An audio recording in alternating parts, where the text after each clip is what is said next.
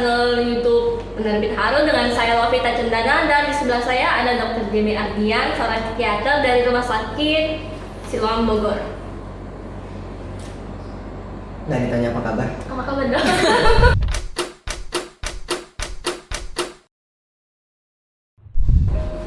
Oh ya, ngomong-ngomong soal self love nih, kan buku ini kan bercerita tentang self love gitu ya. Tema utama dari buku I Want to Die But I Want to Eat Up adalah soal self love. Dan di Korea Selatan sendiri, yang mana menjadi rumah bagi Baeksae atau penulisnya, adalah banyak sekali fenomena-fenomena yang menyangkut pautkan dengan mental health gitu, misalnya kayak pembulian atau apa ya, yang tadi kita bahas soal standar kecantikan Korea yang berbeda satu sama lain gitu ya. Orang yang misal dagunya nggak lancip dianggap jelek kayak gitu. Nah, seperti kasus yang baru-baru ini yang sedang santer gitu kan, kasus bunuh diri seorang idol itu diakibatkan oleh perisakan yang sangat kejam gitu. Dan perisakan itu dilakukan oleh netizen dari sana, dan tidak hanya secara online tapi juga secara offline saat dia sedang berjalan dengan temannya. Ada yang kayak mensiul-siul gitu ya, orang-orang cowok-cowok seperti itu ya mungkin ya kebanyakan. Menurut Dokter Jemi, hal seperti itu kenapa sih bisa terjadi? Apalagi di Indonesia pun netizennya juga nggak jauh beda, ya kalah julid gitu ya. Kalau kita ketemukan di beberapa akun gitu kan, akun bodong pun dia bisa menyerang sangat, wah kejam banget ya, kata-katanya menyakitkan gitu kan. Bagaimana menurut Dokter Jemi menghadapi hal seperti ini? Menarik ya memang netizen Indonesia ini yang mirip sama Korea. Ternyata ada kesamaan ya Korea sama Indonesia ya. Khusus netizen julid tapi. Iya. Saya percaya sebenarnya kondisi kebunuh dirian itu kompleks. Jadi iya memang perisakan ini salah satu hal yang mengganggu dan mungkin bisa menjadi pencetus kebunuh dirian, walaupun sebenarnya ada faktor lain yang mempengaruhi. Cuma ya kita bahas tentang perisakannya aja ini. Sebenarnya pelaku perisakan itu kalau menurut penelitian itu 5 tahun terakhir biasanya pernah mengalami peristiwa traumatik atau stresor yang besar. Jadi tidak serta-merta seseorang menjadi perisak gitu. Tidak tiba-tiba seseorang bertindak jahat dengan komen "oi berisik lo" gitu, atau "oi hewan lo" gitu. Enggak. Ada sesuatu yang melatar belakangi seseorang meluapkan emosinya dengan cara yang tidak sehat seperti ini. Saya tidak bilang ini cara yang benar loh ya, tapi ada alasan. Misalnya perpisahan orang tua, atau kematian orang terdekat, atau perpisahan dengan teman terdekat, atau hal-hal yang dianggap sebagai peristiwa yang traumatis yang membuat seseorang akhirnya memutuskan untuk meluapkan emosinya dengan cara-cara yang tidak tepat. Kan ada orang yang ketika stres dia larinya ke misalnya berkebun, atau malah latihan untuk relaksasi, atau datang konseling misalnya, atau dia datang, saya nggak tahu, misalnya ke tempat ibadah misalnya, atau malah datang ke panti asuhan berbagi. Kan ada orang-orang yang menghadapi stres dengan cara-cara demikian ya. Tapi ada cara-cara lainnya, dengan merisau, dengan marah, dengan ngata-ngatain orang misalnya. Itu juga salah satu cara untuk seseorang meluapkan stresnya. Cuman caranya yang gak benar. Nggak cuma itu. 66% dari perisak ini laki-laki. Kenapa bisa gitu? Karena ini menarik sebenarnya alasannya. Karena laki-laki tidak diizinkan untuk merasakan emosinya. Ya cowok nggak boleh nangis ya, cowok nggak boleh ngerasain emosi. Baru cowok nangis dikit kan, banci lu masa nangis gitu misalnya kan ya. Ketika seseorang tidak mampu meluapkan emosinya, maka jalan termudah untuk meluapkan emosi adalah dengan agresi. Kemarahan itu topeng dari emosi. Teman-teman mungkin pernah ngerasain, kalau misalnya kita lagi frustasi atau sedih berkepanjangan tapi nggak bisa keluar, atau lagi bingung mau ngapain tapi nggak bisa keluar, jatuhnya marah. Ya kan? Kemarahan adalah topeng dari berbagai macam emosi. Emosi yang laki-laki tadi tidak mampu ungkapkan. Jadi emosi yang disimpan nggak mampu ungkapkan, semua dipendam, meledak jadi agresi. merisak lah, entah di online, entah di dunia nyata. Jadi sebenarnya ini adalah korban-korban juga, dan betul penelitian menyebutkan bahwa pelaku perisakan juga sebelumnya adalah korban. Kok korban nggak belajar? Bukannya dia harusnya tahu rasanya? Harusnya kan nggak jadi begitu. Pikiran manusia nggak gitu cara kerjanya. Jika ini tidak ditangani, jika ini tidak diselesaikan, ada potensi kita juga menjadi pelaku selanjutnya. Belum lagi harga diri yang rendah. Kalau kita dulu pernah direndahkan, harga diri sekarang kan terganggu. Maka saya perlu mengganggu harga diri orang lain supaya saya lebih tinggi. Dan begitu terus siklusnya sampai ada yang memutus. Sampai ada orang yang sadar, oke, saya adalah orang yang individu, yang bahagia, yang independen. Yang harusnya saya tidak terpengaruh dengan perisakan. Kalau nggak, siklusnya akan berputar terus. Menariknya lagi. Ini data penelitian juga. 1 dari 3 perisak itu menyebutkan bahwa mereka kurang hubungan, kurang waktu dengan orang tua. Menarik ya. Jadi karena kasih sayang yang kurang, karena waktu yang kurang, keluar dengan menyerah. Tapi belum cukup sampai di situ, bisa juga perisakan muncul karena edukasi yang kurang. Karena kita nggak tahu apakah hal ini benar atau salah, apakah ini pantas atau tidak. Edukasi di sebelah sini, kalau netizen di Indonesia sih kayaknya memang belum ya, belum tahu. Jadi julid aja kerjaannya. Jadi kalau misal kita menemukan komen seperti itu di sosial media, apa yang harus kita lakukan? Kalau itu di postingan kita, kalau itu di tempat kita dan kita tidak nyaman, seringkali orang pengen bales ya. Wah, gatel banget, ini apa aja. Ketahuilah tidak harus kita balas, teman-teman. Kalau kamu lebih nyaman untuk tidak membalas dan kamu blok atau kamu hapus aja. Blok aja, nggak apa-apa. Apalagi kalau komennya udah nggak nyambung sama sekali loh. Bedakan perisakan dengan kritik. Kalau memang kritik, kalau memang relevan, kalau memang alasannya logis dan dapat diterima, kita berargumen boleh saja. Tapi kalau ngata-ngatain fisik, ras, agama, dan nggak nyambung sama sekali, warna kulit misalnya, itu kan nggak relevan terhadap apapun. Cut aja nggak apa-apa, hentikan aja nggak apa-apa. Karena kalau nggak, biasanya pada kasus-kasus perisakan, ketika orang menyerang sesuatu yang tidak relevan tentang fisik saya misalnya, saya cenderung menginternalisasi hal tersebut. Bahasanya susah. Saya cenderung mikirin hal tersebut gitu. Misalnya orang bilang, dasar lu hitam gitu. Pulang nanti sekalipun kita bilang aku nggak apa-apa gitu. Pulang akan ada kecenderungan buat apa aku kurang putih ya. Apa aku kalau nanti jadi putih orang jadi nggak ngomongin lagi ya, misalnya kayak gitu. Misalnya dagu tadi yang disebut dagu kurang lancip gitu. Apa aku kalau operasi terus nanti nggak dirisak ya? Apa aku perlu operasi biar cantik ya? Padahal sekalipun kamu operasi, sekalipun kulitnya jadi putih, sekalipun tadi standar lain dipenuhi, pasti tetap dirisak. Karena ini bukan tentang dirimu, ini tentang tadi korban laki-laki yang sebenarnya adalah korban sebelumnya, dia kurang harga dirinya juga terganggu, kurang waktu dengan orang tua, kurang mampu mengekspresikan emosi, jadinya agresi. Ini tentang mereka, ini bukan tentang dirimu. Kalau itu bicara tentang perisakan. Lalu apa yang bisa kita lakukan? Pertama, cut, dilihat komen boleh, blok boleh, tapi sadari juga bahwa yang melakukan itu juga adalah korban. Jadi kalau kita membenci orangnya, tidak menyelesaikan solusi sebenarnya. Ya gimana, mereka juga sedang merasakan rasa sakit. Saya tidak membenarkan perilakunya, tapi saya memahami motifnya. Bukan berarti berarti motifnya benar, berarti perilakunya juga boleh gitu, enggak. Kayak film yang lagi di Hollywood itu hanya karena dia sedang menderita secara sosial disingkirkan begitu, lalu dia melakukan tindak kekerasan kepada orang lain, lalu benar kan enggak. Kekerasannya salah, tapi saya bisa memahami motifnya. Enggak cukup sampai situ. Motifnya tahu, terus tindakannya keliru, kalau bisa ditolong. Kalau enggak, ya sudah dilepaskan. Karena seringkali kalau online kan itu akunnya bahkan cuma angka doang gitu kan ya, atau huruf yang nggak bisa dibaca gitu. Akun bodoh, postingannya 0 tapi kerjaannya komen-komen hate speech gitu. Ya udah sih, diblok aja kalau kayak gitu. Dan apapun yang dikatakan nggak usah dipikir-pikirin, karena dia bahkan nggak mikirin itu komennya.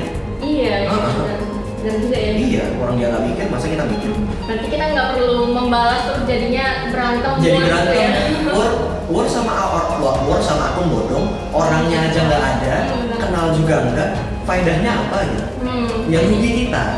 Benar-benar. Mereka nggak terlalu mikirin komen mereka, tapi dapat kepuasan gitu ya. Betul, mereka senang karena tujuannya tercapai, yaitu membuatmu marah. Mari kita membuat dia gagal mencapai tujuannya dengan didiamkan. Tidak peduli kalau mau blok ya blok, nggak apa-apa, hapus nggak apa-apa. Oke, langsung ke pertanyaan selanjutnya ya dong. Kan di dalam buku ini diceritakan bahwa sebenarnya si penulis ini nggak sembuh sepenuhnya gitu. Masih ada kayak ya rasa kehampaan atau distinianya juga masih kadang kambuh. Tapi at least dia bisa berusaha untuk mencintai dirinya sendiri, bisa menerima dirinya atau keadaannya seperti apa gitu. Jadi pertanyaan saya, apakah memang penderita depresi atau distinia atau penyakit mental yang lainnya itu apakah emang nggak bisa disembuhkan atau sembuhnya itu lama atau bagaimana ya dok, bisa diceritakan? Wah, ini pertanyaannya sulit. Saya bisa menjawab dengan data, tapi kita bisa menangkap dengan berbeda. Tapi saya akan tetap jawab dengan data. Iya, gangguan jiwa termasuk depresi dan distinia dalam hal ini bisa sembuh sebenarnya. Angka kesembuhan depresi itu besar. Seandainya kita mau berobat loh ya, kalau nggak berobat ya angkanya nggak besar. Ya karena nggak berobat sederhana itu. Tapi distinia sekalipun angka kesembuhannya baik, tapi durasi pengobatannya lama. Kalau depresi durasinya lebih pendek dari distinia. Kalau distinia panjang. Biasanya, bukan biasanya ya, ada beberapa penelitian menyebutkan ada yang 3 tahun, ada yang 4 tahun gitu. Jadi 3 tahun, 4 tahun bayangin berobat terus. Kan nggak sebentar ya. Cuman jangan bayangkan 3 tahun terus prosesnya tuh baru sembuh setelah tahun ketiga, enggak. Perbaikan itu akan terus terjadi. Karena kayak penulis kan dia sudah merasakan perbaikan. Tapi kadang masih kambuh, kadang masih ngerasa kosong gitu kan ya. Iya benar. Persis kayak gitu. Kita akan terus merasa membaik, cuman proses sampai selesainya tuh lebih panjang pada kasus-kasus distinia. Dan ini layak diperjuangkan. Karena kalau enggak, ya seumur hidup. Ya, pilihannya memang yang bisa kita pilih sekarang adalah mencari pertolongan untuk mengobati walaupun panjang. Tapi ini nggak sama dengan kecanduan obat loh ya. Beda. Ya, Beda.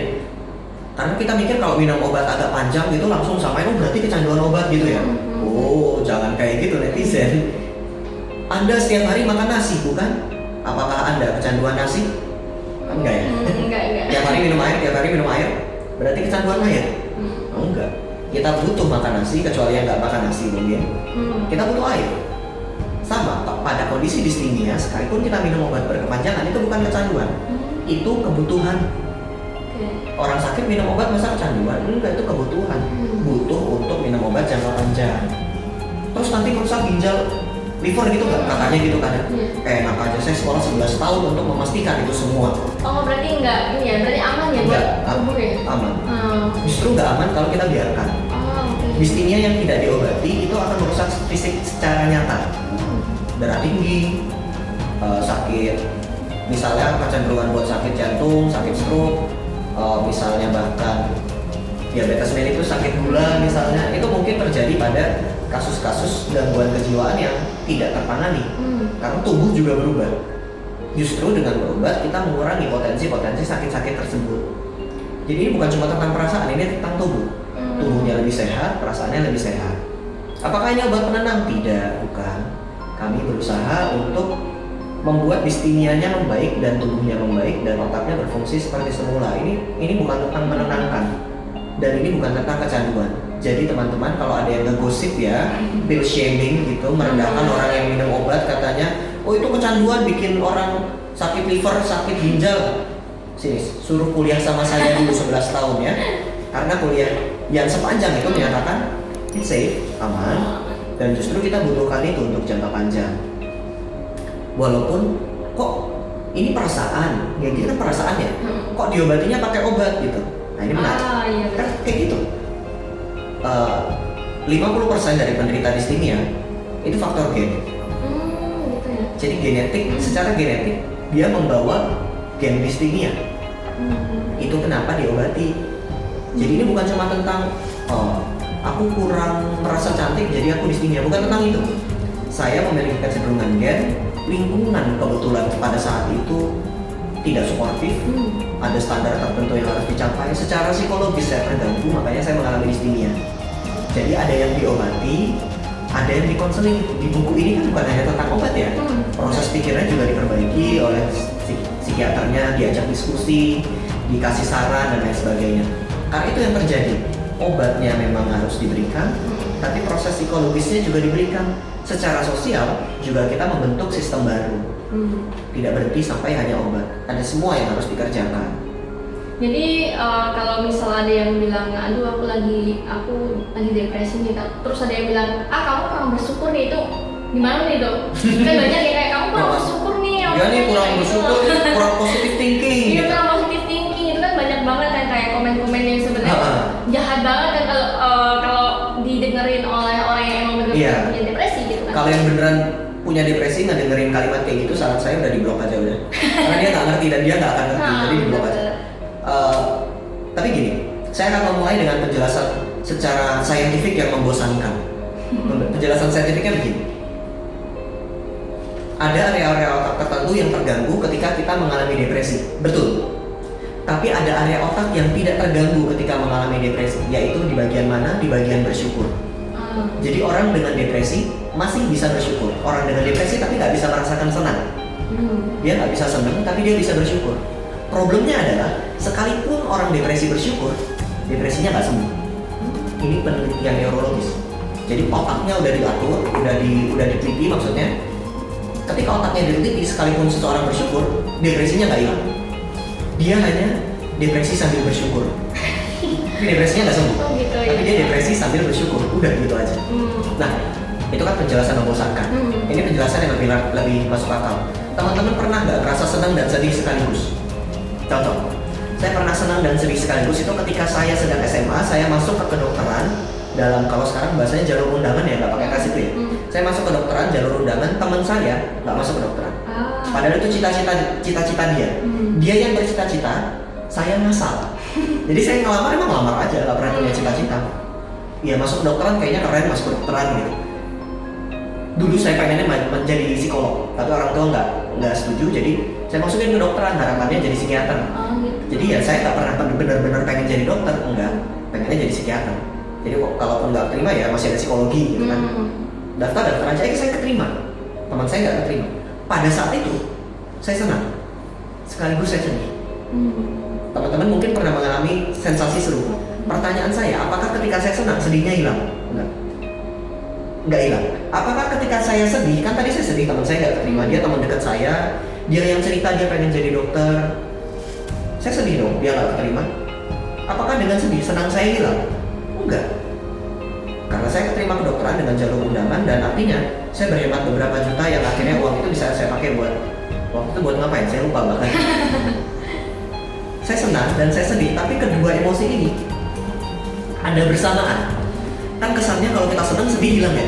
Atau ketika kita negatif thinking sedih berarti kita nggak bisa senang. Enggak gitu teman-teman. Kita bisa senang dan sedih sekaligus. Mari kita bayangkan lagi, kita bisa depresi dan bersyukur sekaligus. Dan ini nggak saling meniadakan. Bukan berarti ketika saya bersyukur depresi, oh berarti orang bersyukur nggak akan pernah depresi, nggak akan gitu. Depresi mah depresi aja. Karena depresi adalah gangguan. Yang terganggu bukan hanya perasaan tapi otaknya juga. Pun hal yang sama, bukan berarti bersyukur nggak baik, nggak juga. Bersyukur baik, bukan berarti kemudian positive thinking nggak baik ya, nggak gitu juga cara mikirnya. Baik, tapi itu tidak menyembuhkan depresi. Untuk menyembuhkan depresi itu hal lain lagi. Bersyukurnya baik, kalau ada yang nyambungin kadang kan juga sama ibadah ya. Ibadahnya baik, tapi depresinya tentang hal lain. Kita nggak bisa menyederhanakan hal yang sulit dan kompleks ini sesederhana bersyukur, positive thinking, dan beribadah. Nggak gitu caranya. Walaupun iya ketiga hal ini kalau dilakukan efeknya juga oke, bagus. Tapi depresinya perlu dikonsultasikan, perlu kalau memang waktunya minum obat ya minum obat. Tapi kalau menurut psikolog psikiaternya nggak perlu minum obat, ya nggak usah minum obat juga. Kadang soalnya ada yang nyari gitu di entah di mana gitu, saya nggak tahu, saya nyarinya susah, dia punya gitu. Tapi saya nggak akan nyebut dari mana, nanti malah dicari. Oke. Penjelasan dari Dr. Jamie tadi sangat menarik ya. Obrolan kita pun yang ngejauh-jauh dari self love, mental health yang sebenarnya di Indonesia pun masih tabu gitu untuk dibicarakan gitu. Iya. Jadi ya terima kasih atas waktunya Dr. Jamie. Terima kasih Kak Vita. Semoga kita bisa mengobrol lagi seperti ini dengan buku yang dengan buku yang baru ya otomatis. Dan juga jangan lupa ya teman-teman untuk subscribe, terus like dan juga komen di Penerbit Haru, dan juga follow Instagram itu kerja. Iya boleh follow. Ya boleh ya, ini ya saya self boleh. promotion. Dan di bawah Follow ya. saya juga boleh. Kalau Oke. kamu merasa video ini bermanfaat, boleh share juga loh. Iya boleh, Ah. karena dengan share ini kalian bisa membantu teman-teman kalian yang mungkin membutuhkan gitu ya. Iya. Oke. Ah. Oke, terima kasih semuanya, sarangi. Dadah. Dadah.